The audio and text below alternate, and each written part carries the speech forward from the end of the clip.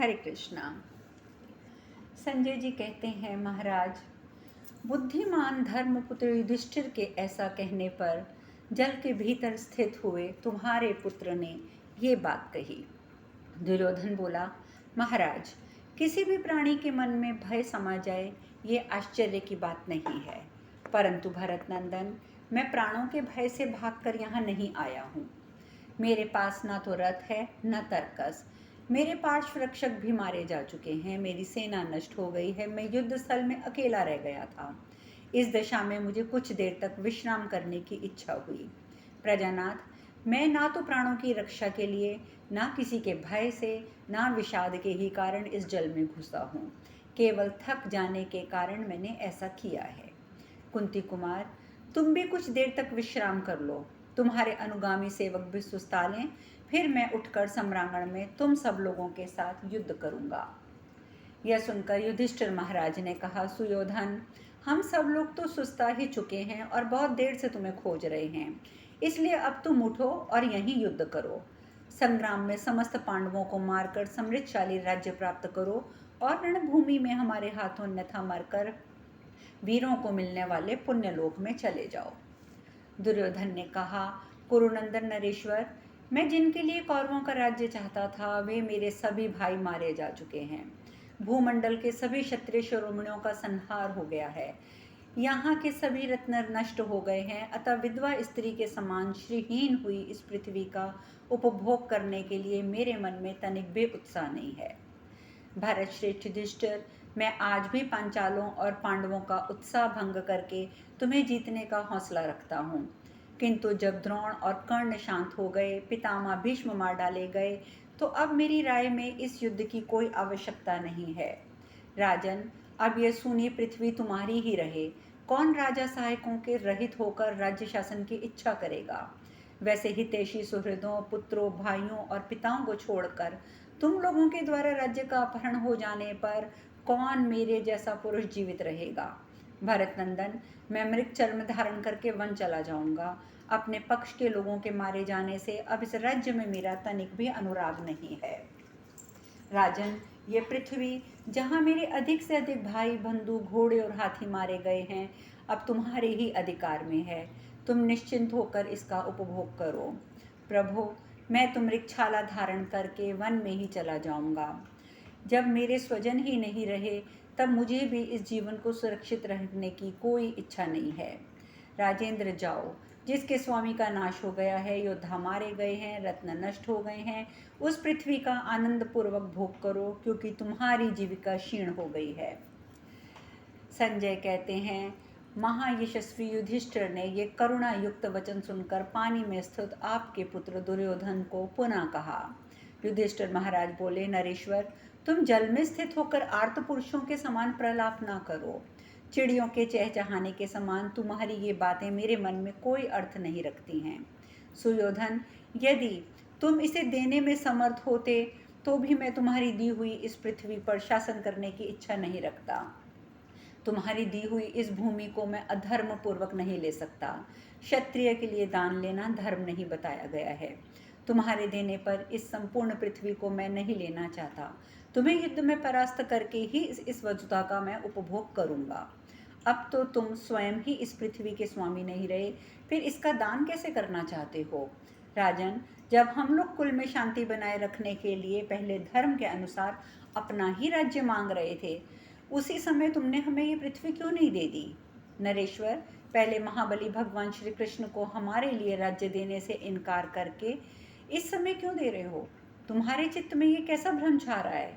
जो शत्रुओं से आक्रांत हो, ऐसा कौन राजा किसी को भूमि देने की इच्छा करेगा? कौरव नंदन नरेश, अब ना तो तुम किसी को पृथ्वी दे सकते हो, ना बलपूर्वक उसे छीन ही सकते हो। ऐसी दशा में तुम्हें भूमि देने की इच्छा हो कैसे गई? मुझे संग्राम में जीतकर इस पृथ्वी का पालन करो। पहले तो तुम सुई की नोक जितना छिद सके भूमि का उतना भाग भी मुझे नहीं दे रहे थे। प्रजानाथ, फिर आज ही सारी पृथ्वी कैसे दे रहे हो? पहले तो तुम सुई की नोक के बराबर भी भूमि नहीं छोड़ रहे थे, अब सारी पृथ्वी का त्याग कैसे कर रहे हो?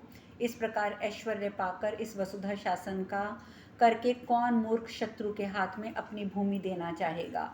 तुम तो केवल मूर्खतावश विवेक खो बैठे हो, इसलिए ये नहीं समझते हो कि आज भूमि देने की इच्छा करने पर भी तुम्हें अपने जीवन से हाथ धोना पड़ेगा।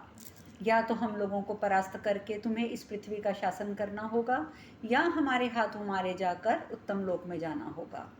राजन, मेरे और तुम्हारे दोनों के जीते जी हमारी विजय के विषय में समस्त प्राणियों को संदेह बना रहेगा। हे दुर्मते, इस समय तुम्हारा जीवन मेरे हाथ में है। मैं इच्छानुसार तुम्हें जीवन दान दे सकता हूँ, परंतु तुम स्वेच्छापूर्वक जीवित रहने में समर्थ नहीं हो। याद है ना, तुमने हम लोगों को जला डालने के लिए विशेष प्रयत्न किया था। भीम को विषधर सर्पों से डसवाया, विष खिलाकर पानी में डुबोया, हम लोगों का राज्य छीनकर हमें कपट जाल का शिकार बनाया, द्रौपदी को कटु वचन सुनाए, उसके केश खींचे। पापी, इन सब कारणों से तुम्हारा जीवन नष्ट हो चुका है। उठो, युद्ध करो, इसी में तुम्हारा कल्याण है।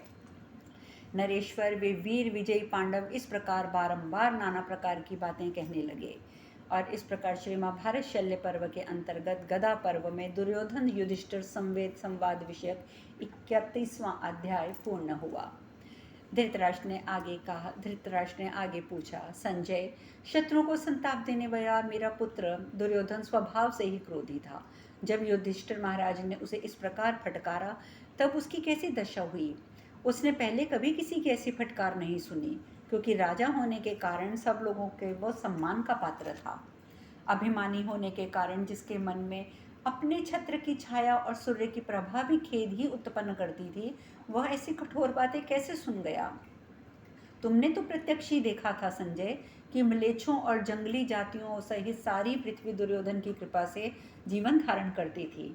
इस समय वह अपने सेवकों से हीन हो चुका था और एकांत स्थान में बैठा था। इस दशा में विशेषतः पांडवों ने जब उसे वैसी कड़ी फटकार सुनाई, तब शत्रुओं की विजय से युक्त उन कटु वचनों को सुनकर दुर्योधन ने पांडवों से क्या कहा। संजय ने कहा, महाराज, उस समय भाइयों सहित युधिष्ठिर ने जब इस प्रकार फटकारा, तब जल में खड़े हुए आपके पुत्र ने उन कठोर वचनों को सुनकर गरम गरम लंबी सांसें छोड़ी। राजा दुर्योधन विषम परिस्थितियों में पड़ गया था। पानी में स्थित था, इसलिए बारंबार उच्छ्वास लेता था। उसके भीतर के जल के भीतर अनेक बार दोनों हाथ हिलाकर मन ही मन युद्ध का निश्चय किया और राजा युधिष्ठिर से कहा, तुम सभी पांडव अपने हितैषी मित्रों को साथ लेकर आए हो। तुम्हारे रथ और वाहन भी मौजूद हैं। मैं अकेला रथहीन वाहन शून्य हूँ। तुम्हारी संख्या अधिक है। तुमने रथ पर बैठकर नाना प्रकार के अस्त्र शस्त्रों से मुझे घेर रखा है। फिर तुम्हारे साथ मैं अकेला पैदल और अस्त्र शस्त्रों सहित होकर कैसे युद्ध कर सकता हूँ। युधिष्ठिर, तुम लोग एक एक करके मुझसे युद्ध करो। युद्ध में बहुत से वीरों के साथ किसी एक को लड़ने के लिए विवश करना न्यायोचित नहीं है। विशेषतः उस दशा में जिसके शरीर पर कवच नहीं हो, जो थका हो, आपत्ति में पड़ा हो, घायल हो और जिसके वाहन और सैनिक भी ना हो, उसे युद्ध के लिए विवश करना न्याय संगत नहीं है। राजन, तुम ना तो मुझसे, ना कुंती के बेटे भीमसेन से, ना अर्जुन से, ना श्री कृष्ण से अथवा पांचालों से ही कोई भय है। नकुल, सहदेव, सात्यकी तथा अन्य जो जो तुम्हारे सैनिक हैं, मैं उनसे भी नहीं डरता हूँ। युद्ध में क्रोधपूर्वक स्थित होने पर मैं अकेला ही तुम लोगों के साथ बहुत लड़ने को बहुत हूँ। नरेश्वर, साधु पुरुषों की कीर्ति का मूल कारण धर्म है। मैं यहाँ उस धर्म और कीर्ति का पालन करता हुआ ये बात कह रहा हूँ।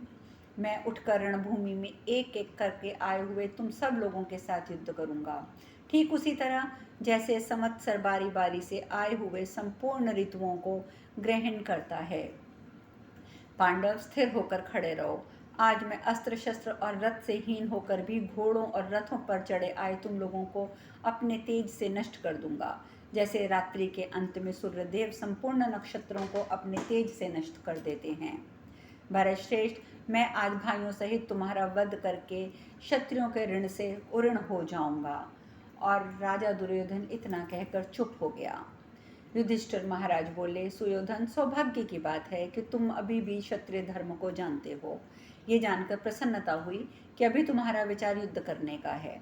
कुरुनंदन, तुम शूरवीर हो और युद्ध करना जानते हो, ये हर्ष और सौभाग्य की बात है।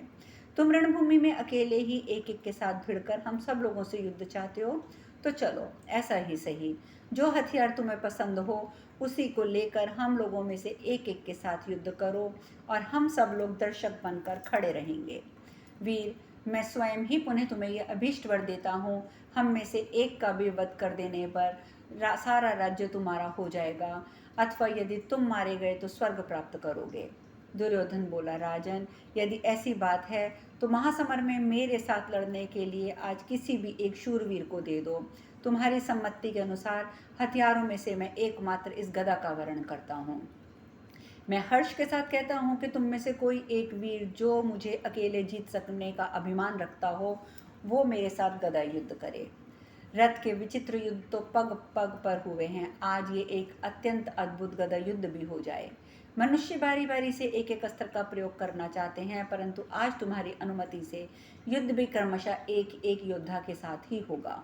मैं गदा के द्वारा तुम्हारे भाइयों सहित तुमको, पांचालों को, सृंजियों को और जो तुम्हारे दूसरे सैनिक हैं उनको भी जीत लूँगा। युधिष्ठिर, मुझे इंद्र से भी कभी घबराहट नहीं होती है। युधिष्ठिर महाराज बोले, गंधारी नंदन, उठो, मेरे साथ युद्ध करो, बलवान तो तुम हो ही। युद्ध में गदा के द्वारा अकेले किसी एक वीर के साथ भिड़कर अपने पुरुषत्व का परिचय दो, एकाग्रचित होकर युद्ध करो। यदि इंद्र भी तुम्हारे आश्रयदाता हो जाएं तो आज तुम्हारे प्राण नहीं बच सकते। संजय कहते हैं, राजन, युधिष्ठिर के इस कथन को जल में स्थित आपका पुत्र दुर्योधन सह नहीं सका। वह बिल में पड़े हुए विशाल सर्प की तरह लंबी सांस खींचने लगा। जैसे अच्छा घोड़ा कोड़े की मार नहीं सह सकता, उसी प्रकार वचन रूपी चाबुक से बार बार पीड़ित किया जाता हुआ दुर्योधन युधिष्ठिर की बात को सहन नहीं कर सका। वह पराक्रमी वीर बड़े वेग से अंगद से विभूषित और लोहे से बनी हुई भारी गदा हाथ में लेकर पानी को चीरता हुआ उठ खड़ा हुआ। इसके बाद महाबली बुद्धिमान दुर्योधन ने लोहे की बनी हुई उस स्वर्णभूषित गदा को हाथ में लेकर हिलाया। हाथ में गदा लिए हुए दुर्योधन को पांडवों ने इस प्रकार देखा मानो कोई श्रृंग युक्त पर्वत हो अथवा प्रजा पर कुपित होकर हाथ में त्रिशूल लिए खड़े रुद्रदेव हों। वह गदाधारी भरतवंशी वीर तपते हुए सूर्य के समान प्रकाशित हो रहा था।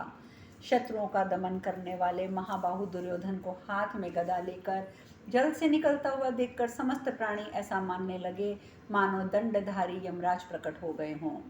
संपूर्ण पांचालों में आपके पुत्र को वज्रधारी इंद्र और त्रिशूलधारी रुद्र के समान दिखा। उसे जल से बाहर निकला देख पांचाल और पांडव हर्ष से खिल उठे और एक दूसरे से हाथ मिलाने लगे। महाराज, उनके इस हाथ मिलाने को दुर्योधन ने अपना उपहास समझा, अतः क्रोधपूर्वक आंखें घुमाकर पांडवों की ओर इस प्रकार देखा मानो उन्हें जलाकर भस्म कर देना चाहता हो। उसने अपनी भौहों को 3 जगह से टेढ़ी करके दांतों से होंठ को दबाया और श्री कृष्ण सहित पांडवों से इस प्रकार कहा, पांचालों और पांडवों, इस उपहास का फल तुम्हें अभी भोगना पड़ेगा। मेरे हाथ से मारे जाकर तुम तत्काल यमलोक पहुंच जाओगे। संजय कहते हैं, राजन, आपका पुत्र दुर्योधन उस जल से निकलकर हाथ में गदा लिए खड़ा हो गया। वह रक्त से भीगा हुआ था। उस समय खून से लथपथ हुए दुर्योधन का शरीर पानी से भीगकर जल का स्रोत बहाने वाले पर्वत के समान प्रतीत हो रहा था। हाथ में गदा उठाए हुए दुर्योधन को पांडवों ने क्रोध में भरे यमराज और त्रिशूल लिए खड़े रुद्र के समान समझा। उस पराक्रमी वीर ने हंकड़ते हुए सांड के समान मेघ के तुल्य गंभीर गर्जना की। दुर्योधन बोला, युधिष्ठिर, तुम लोग एक एक करके मेरे साथ युद्ध के लिए आ जाओ। विशेषतः उस वीर को जिसने अपना कवच उतार दिया हो, जो थक कर जल में गोता लगाकर विश्राम कर रहा हो, जिसके वाहन सैनिक ना हो, किसी समूह के साथ युद्ध के लिए बाध्य करना जबकि उचित नहीं होता। मुझे तो तुम लोगों के साथ अब युद्ध करना ही है, परंतु इसमें क्या उचित है क्या अनुचित, इसे तुम सदा अच्छे से जानते हो। युधिष्ठिर महाराज ने कहा, सुयोधन, जब तुम बहुत से महारथियों के साथ मिलकर युद्ध में अभिमन्यु को जब तुमने मारा था, उस समय तुम्हारे मन में ऐसा विचार उत्पन्न क्यों नहीं हुआ था? क्योंकि अभिमन्यु भी अकेला था और तुम सब महारथी एक साथ थे। वास्तव में क्षत्रिय धर्म बड़ा ही क्रूर है, किसी की भी अपेक्षा न रखने वाला तथा अत्यंत निर्दय है। अन्यथा तुम सब लोग धर्मज्ञ, शूरवीर, बुद्ध, युद्ध में शरीर का विसर्जन करने को उद्यत रहने वाले होकर भी असहाय अवस्था में अभिमन्यु का वध कैसे कर सकते थे? न्यायपूर्वक युद्ध करने वाले वीरों के लिए परम उत्तम इंद्रलोक की प्राप्ति बतलाई गई है। बहुत से योद्धा मिलकर किसी एक वीर को ना मारें, यदि यही धर्म है तो तुम्हारी सम्मति से अनेक महारथियों ने अभिमन्यु का वध कैसे किया था? प्राय सभी प्राणी जब स्वयं संकट में पड़ जाते हैं तो अपनी रक्षा के लिए धर्मशास्त्र की दुहाई देने लगते हैं, और जब अपने उच्च पद पर प्रतिष्ठित होते हैं उस समय उन्हें परलोक का दरवाजा बंद दिखाई देता है। वीर भरत नंदन, तुम कवच धारण कर लो, अपने केशों को बांध लो, और युद्ध की कोई और आवश्यक सामग्री जो तुम्हारे पास नहीं है उसे भी हमसे ले लो। मैं पुनः तुम्हें एक अभीष्ट वर देता हूँ। पांचों पांडवों में से जिसके साथ तुम युद्ध करना चाहो उस एक का वध तुम करके राजा पुनः बन सकते हो। बताओ, युद्ध में जीवन की रक्षा के सिवा तुम्हारा और कौन सा प्रिय कार्य हम कर सकते हैं? संजय कहते हैं, राजन, तदंतर आपके पुत्र ने स्वर्णमय कवच और विचित्र शस्त्रास्त्र धारण किया। शीर्षास्त्र बांधकर सुंदर कवच धारण करके आपका पुत्र स्वर्णमय गिरिराज मेरु के समान शोभा पाने लगा। युद्ध के मुहाने पर सुसज्जित हो कवच बांधे और गदा हाथ में लिए आपके पुत्र दुर्योधन ने पांडवों से कहा, तुम्हारे भाइयों में से एक मेरे साथ गदा द्वारा युद्ध करे। मैं सहदेव, नकुल, भीमसेन, अर्जुन अथवा स्वयं तुमसे भी युद्ध कर सकता हूँ। रणक्षेत्र में पहुंचकर मैं तुम में से किसी एक के साथ युद्ध करूंगा और मेरा विश्वास है कि सम्रांगण में विजय पाऊंगा। आज मैं स्वर्ण जटित गदा के द्वारा वैर के उस पार पहुंच जाऊंगा जहां जाना किसी के लिए भी अत्यंत कठिन है। मैं इस बात को सदा याद रखता हूं कि गदा युद्ध में समानता करने वाला दूसरा कोई नहीं है। गदा के सामने आने पर मैं तुम सब लोगों को मार डालूंगा। तुम सभी लोगों और तुम में से कोई मेरे साथ न्यायपूर्वक युद्ध करने में समर्थ हो ही नहीं सकता। मुझे स्वयं ही अपने विषय में इस प्रकार गर्व से उद्धत वचन नहीं कहना चाहिए। मेरा वचन सत्य है या मिथ्या, यह इसी मुहूर्त में स्पष्ट हो जाएगा। आज मेरे साथ जो भी युद्ध करने को उद्धत हो वो गदा उठाए। इस प्रकार श्री महाभारत शल्य पर्व के अंतर्गत गदा पर्व में युधिष्ठिर और दुर्योधन का संवाद विषयक 32वां अध्याय पूर्ण हुआ। अब शेष कथा कल। हरे कृष्णा।